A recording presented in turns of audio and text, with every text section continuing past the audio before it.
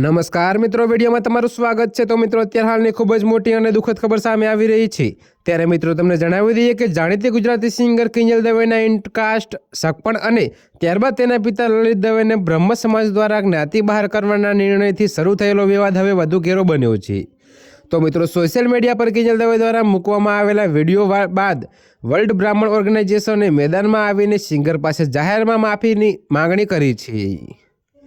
જો કે મિત્રો, તમને જણાવી દઈએ કે વિવાદના વંટોળ વચ્ચે કિંજલ દવેએ સોશિયલ મીડિયા પર એક વિડીયો જાહેર કરી પોતાની વાત મૂકી હતી। જો કે મિત્રો, આ વિડીયોમાં તેને સમાજના અગ્રણીઓ માટે કરેલી ટિપ્પણી સામે બ્રહ્મ સમાજમાં રોષ જોવા મળી રહ્યો છે।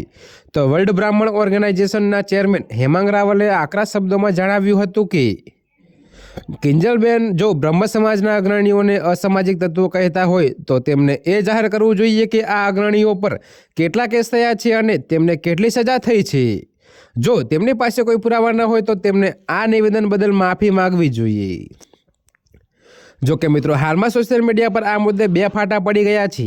એક પક્ષ કિંજલ દવેની અંગત સ્વતંત્રતાને ટેકો આપી રહ્યો છે, જ્યારે બીજો પક્ષ સામાજિક મર્યાદાઓ અને જ્ઞાતિના નિયમોના પાલનનો આગ્રહ રાખી રહ્યો છે।